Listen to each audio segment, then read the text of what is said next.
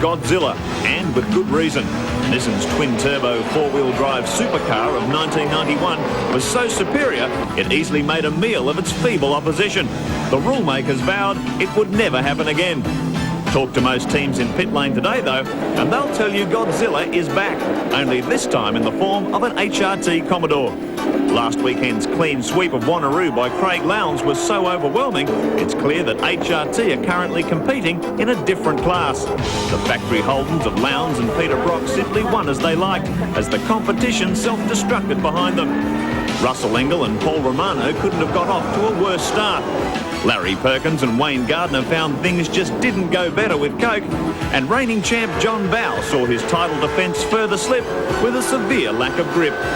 It was a day a lot of teams would rather forget, but a memorable one for Lowndes, stretching his championship lead over Bowe and Seaton with just 2 rounds remaining. Today, the Seven Network welcomes touring car fans to Mallala Raceway in South Australia for round 9 of the Shell title fight. Can Craig Lowndes wrap up his and his team's first national crown? The battle lies ahead.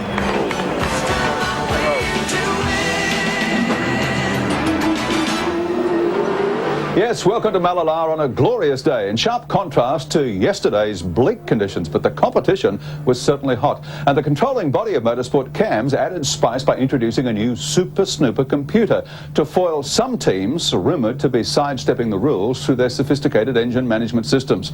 And under this new electronic surveillance, qualifying turned out to be a dogfight between the current Shell champion, John Bowe, and the present series leader and Holden hotshot, Craig Lowndes. They share the front row of the grid, but it's John Bowe on pole. He grabbed that position with a last desperate lap in the Shell FAI Falcon, just over a tenth of a second ahead of Lowndes' Commodore. Second row, we've got Seaton and Gardner. Then on the third row, Mark Scaife and Dick Johnson, Peter Brock and Larry Perkins, and rounding out the top 10, Russell Engel and Alan Jones. Well, Brad Jones, 59 points the difference between Lowndes and Bowe. Is it the last throw of the dice for John Bowe? Oh, it definitely is. 2 points. Craig Lowndes has to finish in front of John Bowe this weekend to wrap up the championship. And you'd have to say on current form, barring mechanical injury, he's going to win. Let's find out more about this new CAMS box of tricks with Andy Raymond and Mark Osler. Well, the possibility of traction control, well, it's been the talk of the town. The monitors, well, they look harmless. Mark Osler, what do they do? Well, apart from monitoring revs, they also now monitor crankshaft speed, ignition curve and throttle position. Now, these have been installed at random amongst the leading cars here this weekend. It'll be very interesting to see if they affect the performance of those cars. It certainly will. Let's go to heat number 1 to find out. A Formula One type staggered grid here at Mallala. Poleman Bowe drawn the outside. Theory is that takes into the second corner, the most important corner in front. We'll see. Away they go. Bowe and Lowndes off together. Bowe moving over on Lowndes as they go into the first corner, but Lowndes gets the run through. He's through the first corner. He'll have the run to the important second corner. Oh, very physical stuff at the first corner. Wayne Gardner caught up in that With Dick Johnson. Cars trying to push their way through that very tight right-hander off the main straight, but Craig Lowndes it is who's muscled his way through on the inside of John Bowe to lead them down toward the loop for the first time. 17 laps the distance in this opening heat. And Glenn Seaton caught up there as well. Well, that's here we have a look from Dick. Race cam. Oh, on the grass. Well, he's just hit the grass on the inside there and hasn't been able to turn the car in, and what we can't see is Gardner on the outside going off the road. But back to the leader now, Craig Lowndes. Gardner got caught up in that. Look at Mark Scaife too in the Sega Commodore. He's pushed his way up to third position. Then we've got the 2 Castrol Commodores as Lowndes leads them around. Pacific Waste curve up toward Bridgestone Corner for the first time. Huge crowd in here at Mallala today. Oh, there's one of the pack leader Ford's in big trouble, and Mark Larkham has copped at both sides. A huge accident on the other side of the track. I think it's Paul Romano, the Mitre 10 Falcon. There's another one locked in there. That's Smurden, the local guy. Yeah, Chris Smurden. Very disappointing. Oh, that's it's a big accident of Larkham. That car looks very badly damaged. Very disappointing for the Mitre 10 team, who have really started to get better and better as the races tick by, and this will be a big pity. Here we have a look at it. On the replay, just caught the end of that, and pow, Larkham comes in now. Larkham cops it again here. Bang! On the other side of the car, very high speed impact. Craig Lowndes leads them around at the end of one lap. They may be going to hold out the red flag here. It looks like the officials are conferring on their radio sets. Keep an eye on that for you. No, the red flag keep an eye on that. They may stop the race with those cars in the way. But at the moment, it's Craig Lowndes in command from John Bowe, Mark Scaife, Larry Perkins, Russell Ingall and Dick Johnson back on the track. That's the top 5.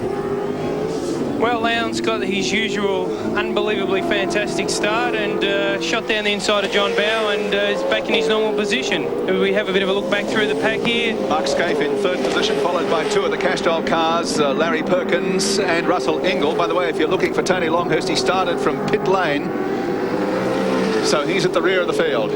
We have a look at out of Larry's car at the back of Mark Scaife's car at the moment. A little bit deceiving here. You can see Scaife's car moving around, very fast part of the circuit. Good hard brake. Larry just catches him up a little bit. Have a look at the differential in the Sega car.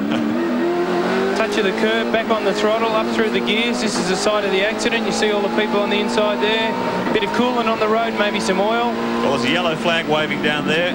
No overtaking through that crash section. Some foam on the road there too. There was a fire under the bonnet of Paul Romano's car after the accident. There's Wayne Gardner's battered Coca-Cola Commodore in the pits. Unbelievable luck for the former 500cc world motorcycle champion. And repeating, Glenn Seaton was also caught up in that first corner incident with Gardner and Johnson. Seaton is now tailing out way behind the last car in the field. But meanwhile, very annoyed Wayne Gardner in the pits with Andy Raymond. Yeah, thanks very much. Wayne Gardner sitting in pit lane watching the cars go by. You're becoming the meat and the sandwich a little too often. Yeah, it's frustrating, you know, very frustrating, because we qualified 4th and the car's going really well and the team's working good, and yeah, I was sandwiched in the middle of Dick and Glenn Seaton. They both wanted to turn in and I was in the middle, and they obviously squeezed me out and I popped out at the end of it all. So yeah, it's very, very frustrating, you know, particularly when you put so much effort in to try and get it up on high on the grid. And as I said, it was running really well in practice. The last race was good for us, so yeah, it's tough. See you in heat 2. Oh yeah, I'll be back. You know, I don't give up that easy. Thanks, Andy. Thanks, Wayne.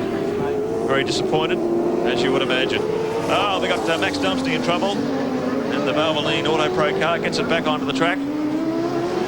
So the order still Lowndes from Bowe, Scaife. This is big freight train of cars. Perkins, Ingall. And here's Brock, who's the big mover in the pack at the moment. He's just gone past Johnson, and he's up to 6th, carrying a bit of speed. Fastest in the warm-up this morning, and so a lot to prove. Brock wants to get up as close to the front as he can and get as many points. And as you can see him bearing down on Russell Ingall here, he's really not in the mood to take too many prisoners, I don't think. Lowndes has opened up a 2.3-second gap over John Bowe. There's John Trimble of the Ostjet Falcon, also in trouble over there. The crash scene on the back straight. He's getting going again. So there's Bowe, 2nd position. Oh, look at this. Oh, dear me. Very, very aggressive attack from Brock. Ingall moves over. Didn't look like there was contact, but it must have been very close. A little bit more aggressive from Ingall than Brock at that point, I think. But they go down past the yellow flag area. And Brock will have another go at him under brakes fairly soon. Well, Brock's just done a 1 minute 9.36. That's a quick time. And we had Glenn Seaton also in trouble. He's in pit lane. Back to Andy. Yeah, plenty of work for me early on today. Glenn, you didn't wish to be speaking to me at this stage, but there's steering arm problems, it looks like. Yeah, Andy, when someone's hit Wayne up the backside and turned him sideways into me, and when we hit with a fairly serious impact, and I think it's either better steering arm or a rack or something like that, so we'll just fix it for the next race and we'll have some good tyres for the next 2 races. While Seaton and Gardner cool their heels, Craig Lowndes looks like he's doing it to them again. He's 3 seconds clear as we check them out. The Shell race score, the top 10, Craig Lowndes ahead of John Bowe. Then Mark Scaife and Larry Perkins, Russell Ingall running in 5th position. Corner. Brock looking at all the options he's got as they brake hard for Bridgestone. Down through the S's. Alan Jones going with him too. Then there's FIA Falcon of Dick Johnson. So a very tight train here from 4th back to 8th, 9th position, Stephen Richards. And trying to go around the outside of someone here is not an easy task. They'll find the going, or Brock will find the going quite tough. He had a look down the inside of Ingall a couple of laps ago down the straight, and Russell moved over, blocked it. So I'd say if he's going to pass him down the inside anywhere, he'll only get one shot of it. And, you know, I guess it'll come from a Russell Ingall mistake, but Brock's putting as much pressure on him as he can at this time. He goes to the inside halfway down the straight and just tries to force Russell into a problem, but he just can't seem to do it at this point in time. Well, attack this sweeper through the shell curve in excess of 220 kilometres an hour. Car's really loaded up on their suspension. They really bury the brakes down here. Well, back at the front, Craig Lowndes stretching his lead now over John Bowe to 4.1 seconds. And you can see the gap back to third. Mark Skaife goes through now. Larry Perkins, then Russell Ingall, Peter Brock, Alan Jones and Dick Johnson. Looks like Brocky's a bit locked in here, Brett. Well, he definitely is. It's a very difficult place to pass, as I said, and you need for Russell to make a mistake for him to get by. Not only is he looking for Russell to make a mistake, he has to be careful not to make a move too hard around the outside, because that will allow Alan Jones to dive down the inside of him. A bit like harness racing. 3 back on the rail, not a great place to be. Exactly right, Wilco. Not that I go there that often. Up the back straight once again. 11 laps completed for our race leader, Craig Lowndes. Of this 17-lap race, time running out for Peter Brock to make a move on the Castrol pair ahead of him. Working very hard, but not finding too many opportunities. See the belch of flame from the exhaust as he works back through the gears, braking hard for Goodyear corner. Keeps looking either very wide or up the inside there, Brock, and he's going to leave the door open for Alan Jones if he's not careful shortly. Dick Johnson just behind them on Dunlop race cam, roof cam. Well, Johnson and Bowe running the same tyre compound they ran here last year. Fairly durable compound, and hoping that'll last them for 3 races around here. There's Greg Crick in the Alcare air conditioning Commodore in all sorts of trouble. Goes off into the rubble at the end of the back straight. Back onto the track, and that'll cost him, may have cost him a few positions. Meanwhile, back at this great battle, Larry Perkins, Russell Ingall, Peter Brock, Alan Jones, Dick Johnson. Nose to tail from the green flag. 12 laps completed of this 17-lapper. That was bad luck for Crick, that spin, because he was running just outside the top 10. He was in 11th position. And Stephen Richards, first of the privateers, sitting behind Johnson. We can see up ahead here from the race cam, you've Brock diving to either side of Russell, and Russell just, putting up with the pressure, not moving around too much at all, blocking Brock wherever he needs to, and pressing on. To all credit to Russell, he's as he moves across again, he's really not losing anything to Larry. Yeah. So not only is he holding Brock up, but he's maintaining station quite well. It's quite interesting. The 2 Castrol cars are running a Japanese-built rear tyre and an English-built front. Both cars are the same, and that tyre combination seems to be hanging in fairly well at this stage of the race. And back in the field, in fact, just crossing the start-finish line, top privateer Stephen Ellery. Looks like his race is run blowing smoke and headed for the pits. Stephen Ellery, indicator on, and he's coming into pit lane. Great disappointment. He's really been in the fight for the Auto Action Privateers Cup throughout the year, but just the last few races, things haven't gone quite right for him. When you've got a combination as potent as Stephen Richards and that Bridgestone shot Commodore, you've really got a battle on your hands. As that battle continues, here's Mark Skaife, and he is closing the gap to John Bowe. 1.2 seconds now behind the Shell FAI Falcon. 14 laps completed, 3 to go. A very encouraging result for the Gibson Motorsport team. They've had so much trouble with tyres and cars and different things, and they'd have to be happy with this. Running in the top 3 as they are and closing in on John Bowe in second. They're starting to find form in an important part of the year. 2 races to go, and they're off to Bathurst. Skaife with his Sega race cam and his virtual reality Sega satin gloves. New for this weekend, and may have done the trick. Far more competitive at Mallala, in 3rd position, closing the gap. Look at the lock he's got on there. Yeah. We take a look over his shoulder too. Very active driver behind the wheel, Mark Skaife. Works very hard on his fitness. Very energetic. A lot of body language as he works this car around Mallala. You can see how close he's getting to Bowe. Craig Lowndes with less than 2.6 kilometres to go. He is on a roll. 2 Grand Slams in a row. Lakeside absolutely demolished the field at Wanneroo 7 days ago, and he's opening his account at Mallala with another win.